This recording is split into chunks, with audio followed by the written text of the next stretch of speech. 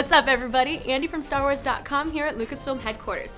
This week we saw Ahsoka Tano come back with a vengeance in the future of the Force, and now I'm here to take you behind the scenes. So cue the theme music. Rebels Recon starts right now.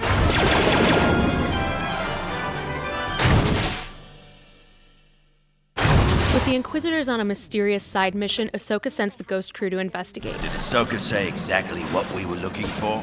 No, she just said we have to get whatever it is before the Inquisitors do. After discovering that the Inquisitors are abducting Force-sensitive children, Kanan, Ezra, and Zeb take it upon themselves to intervene. They hunt Jedi, right?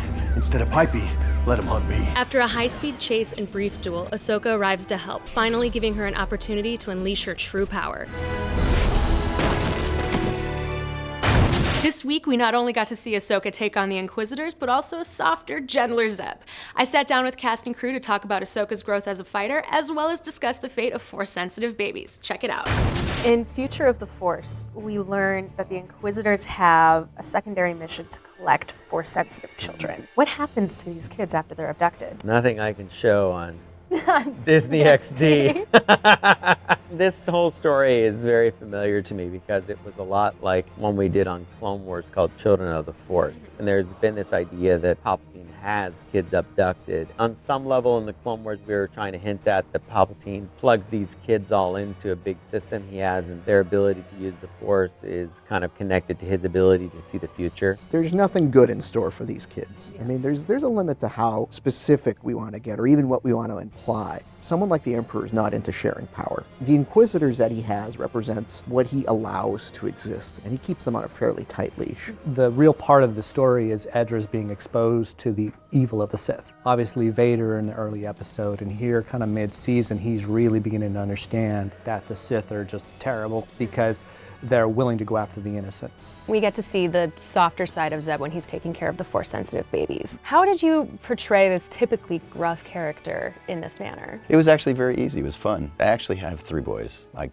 kind of just called back to my daddom, being the gruff guy that I am in this exterior. I do have the soft innards anyway. I'm like a big peanut butter and jelly sandwich. We finally get to see Ahsoka in her prime in this episode. How has she grown as a fighter since she left the Order in the Clone Wars? Ahsoka has a fighting style that is similar to where we left her in terms of having the 2 blades, but she's definitely much more in control. She's less impulsive. It may be less flashy, but it's certainly more impactful. She's extremely skilled. And I think over the years, she's probably had the opportunity to hone her abilities, but there hasn't been as much day-to-day ongoing battling as she was doing in the Clone Wars. So you could say on some level, while she's become more measured, her growth is more spiritual in nature. I could have had that fight be all 22 minutes because I was so excited about it. She's never really in jeopardy, Ahsoka, in that fight. So you'll see by the end of the season, there's some other sword fights coming up, which are a little bit more important.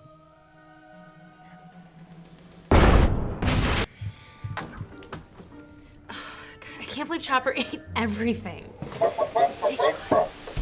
Hey, you restocked. Awesome. What do you got? Chopper. It's all oil and bolts. We can't eat this in food. It's the holiday season. It's the thought that counts. Thanks, Chopper. You know what time it is? That's right, Star Wars question time with the Lucasfilm Story Group's Pablo Hidalgo. Where in the office will I find him this week? Let's find out. Nolan Jimenez asks, how is time measured in the galaxy if each planet has a different time of rotation and translation? We kind of assume that there is a standard hour, a standard day, a standard week, a standard month, a unit of measurement that everyone understands how long that is. And in our storytelling, we say that all that measurement comes from Coruscant. So not only is it the galactic capital, it's sort of the yardstick through which all time is measured in the galaxy. Got questions about the future of the Force or any Rebels questions you want answered? Tweet them to @StarWars using the hashtag Rebels Recon, and we'll answer what we can online. But now, since it's the holiday season and I'm in a giving mood, check out this exclusive preview from our next episode, Legacy.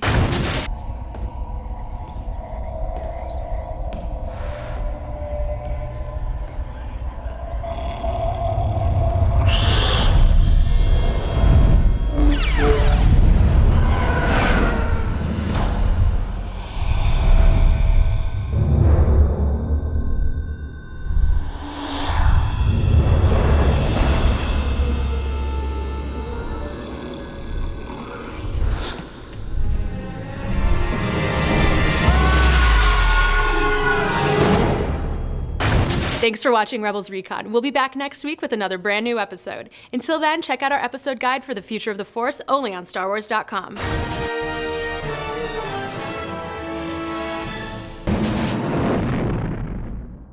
What's up, everybody? Andi from StarWars.com here at Lucasfilm headquarters. This week in Stealth Strike, we saw a friendship start to form between Kanan and Rex, and now I'm going to show you how it all came together. So suit up. Rebels Recon starts right now.